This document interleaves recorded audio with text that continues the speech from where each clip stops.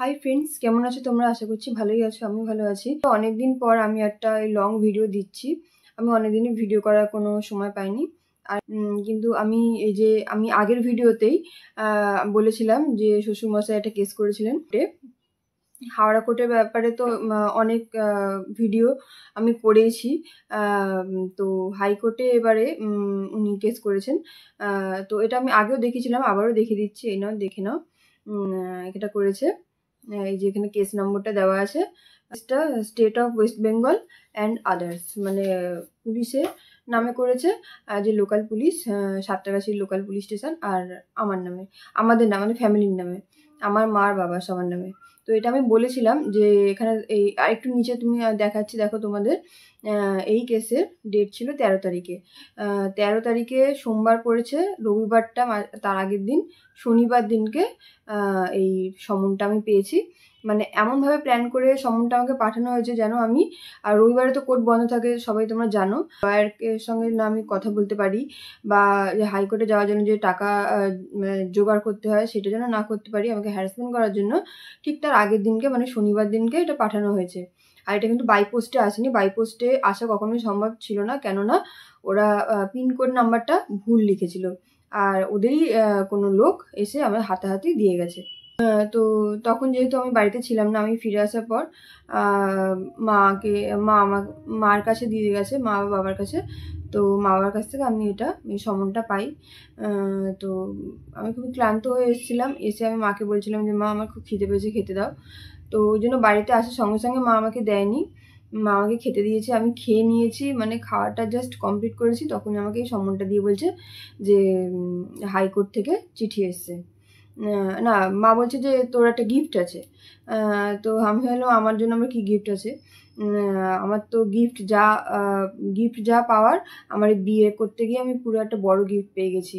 মানে এমন একটা ছেলেকে বিয়ে করেছি, এমন একটা ফ্যামিলির ছেলেকে, সুশিক্ষিত।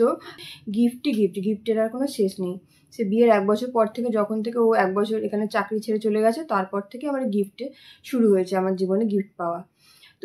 তো আমি তখনই খেয়ে উঠেই সঙ্গে সঙ্গে আমি লয়ারের সঙ্গে যোগাযোগ করি, আমার এখানকার লয়ারের সঙ্গে। তো এখানকার লয়ার দিয়ে তো আর হবে না, এটা হাইকোর্টে।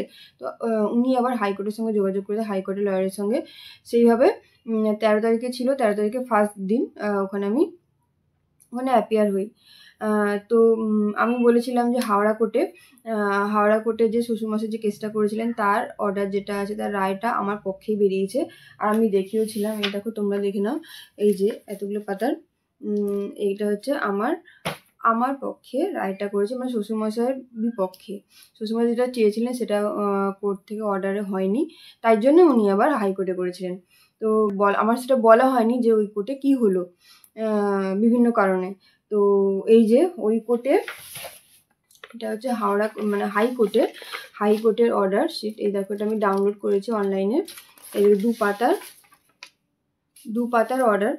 উকিলবাবুকে দিয়ে চালাকি করেও, এত কিছু করেও করলো না, এই রায়টা আমারই পক্ষে হয়েছে। সেটা বলার জন্য, তোমাদের জানানোর জন্য আমি ভিডিওটা করছি, যে শ্বশুরমশাই যে টাকার জোরে এত খেলা খেলছেন।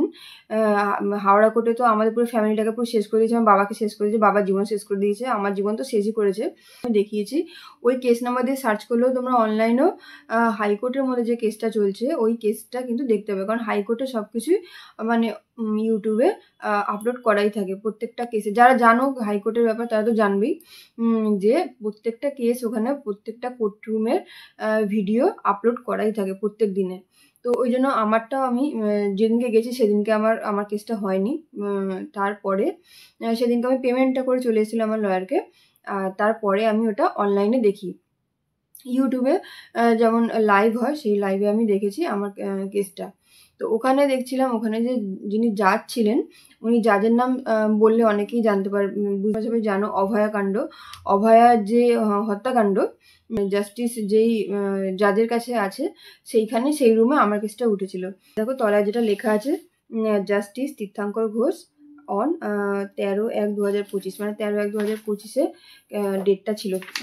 তো ওই কেসটা ওনারা তো এসব ছ্যাবলামি নিয়ে তো আর হাইকোর্ট বসে থাকবে না, হাইকোর্ট খেলা করবে না। ওই জন্য উনি নিজে হাসছিলেন, আমি তো ভিডিওটা দেখেছি, উনি নিজে হেসে মানে মরে যাচ্ছেন। আর হাসতে হাসতে বলছেন যে এইসব আলতু ফালতু কেস এগুলো ডিসপোজ করে দাও, উনি বললেন।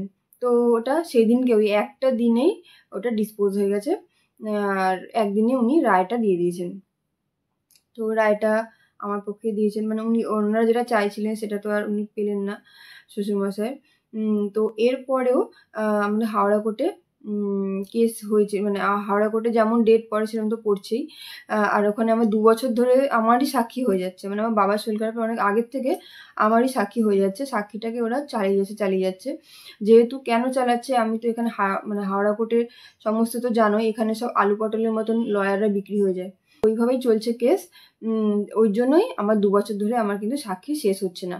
আর এই যে কবে শেষ হবে তার কোনো ওই বিক্রি আর কেনা এই খেলাটা যতদিন চলবে ততদিনও মনে হচ্ছে আমার এই কেসটা চলতে থাকবে। তো যাই হোক, এই কেনাবেচা আলু পটল কেনাবেচা চলবে। তো এই কেসের রায়টা অবশ্যই হাইকোর্টে যে কেসটা চলছিল সেই কেসের রায়টা আমারই পক্ষে হয়েছে, সেটা জানার জন্য তোমাদের ভিডিওটা করা। এর মধ্যে কেসটা রায় বেরোনোর পরে সাক্ষীতে, মানে ডিভি কেসের সাক্ষীতে ওনাদের যে লয়ার বাবু, হাওড়া কোর্টের 1 নম্বর লয়ার, উনি আমাকে জিজ্ঞাসা করছিলেন যে ওই কেসের রায়টা কি বেরিয়েছে তুমি কি জানো? তো তখন আমার কাছে অর্ডারটা ছিল না, তো আমি বলেছি যে হ্যাঁ জানি। ছিলেন উনি ম্যাডামকে আমি বললাম যে ম্যাডাম এখন তো হাইকোর্টে সব কিছু অনলাইনে দেখা যায়, ইউটিউবে। তো আমি ইউটিউবে দেখেছি জাজ আমার সাইডেই আমার পক্ষেই উনি রায়টা দিয়েছেন। তো আমি সাক্ষীতে ওইটাই বলেছিলাম। আর হ্যাঁ, আমি লাস্টে একটা কথা বলতে আমি ভুলে গেছি, যেটা আমার ফার্স্টেই বলা উচিত ছিল। যে আগের ভিডিওতে একজন কমেন্ট করেছিলেন যে তোমাদের এই পার্সোনাল ঝামেলার ব্যাপার, এই ব্যাপার, পারিবারিক ব্যাপার এগুলো ইউটিউবে বলছো কেন? তো ওখানে একজন আমার মতন এরকম ভুক্তভোগী অনেক মহিলা আছেন, যিনি আমার ভিডিও দেখেন প্রথম থেকে। তো উনি আমার হয়ে, ওনাকে অসংখ্য ধন্যবাদ, উনি আমার হয়ে ওখানে রিপ্লাই দিয়েছেন। তাও আমি বলি ওনাকে যে যিনি লিখেছেন যে কেন আমরা এই ভিডিও দেখছি, তো যাদের দেখার ইচ্ছে হবে না তারা দেখবেন না দয়া করে। ইউটিউবে আপনাদের মতন অনেক আপনাদের পছন্দসই মতো বিভিন্ন রকমের ভিডিও এখানে আছে, আপনার যেটা পছন্দ হবে আপনারা সেটাই দেখবেন। আর আমি এই ভিডিওগুলো আপলোড করছি কারণ এখানে আমার শ্বশুরবাড়ি পাড়ার লোক বা যারা ওদের ব্যাপারে কিছু জানে না, পিছন থেকে খেলা খেলছে, সব কিছুই আমি জানাবো। আমি প্রথম থেকেই আমি এটা ইউটিউবে বলে আসছি, যার জন্য এই ভিডিওগুলো আমি করছি আর করেই যাব। তো এই ভিডিওগুলো দেখে যদি কোনো মেয়ের কিছুটা উপকার হয়, কিছুটা কাজে লাগে, তাহলে আমি মনে করব যে আমার এই ভিডিও করাটা সার্থক হয়েছে। বাচ্চা কাচ্চা নিয়ে তারা বাপের বাড়িতে রয়েছে, এইসব মুখোশধারী মানে ভদ্রলোকদের পাল্লায় পড়ে তাদের জীবনটা ছারখার হয়ে গেছে। তো এই জন্যই এই ভিডিওগুলো করা। আর যদি আপনাদের কারো দেখতে না ভালো লাগে দেখবেন না, স্কিপ করে যাবেন অন্য ভিডিও। যেহেতু আমি সমস্ত আপডেট আমি যা হবে আমি বলবো, তাই আমি দিই। আর হ্যাঁ, মাঝখানে আমি আমার নানা রকম আমার গানের ভিডিও কি কমেডি আমি অনেক কিছুই দিতে থাকি, কি রামকৃষ্ণ কথামৃত।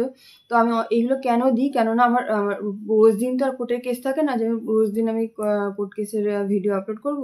তো ওই জন্য আমার চ্যানেলটাকে যেহেতু আমাকে রাখতে হবে, পেড চ্যানেল হয়ে গেলে তো অসুবিধা হবে, ওই চ্যানেলটাকে রাখার জন্য আমি এই ভিডিওগুলো আমি দিতে থাকি রেগুলার।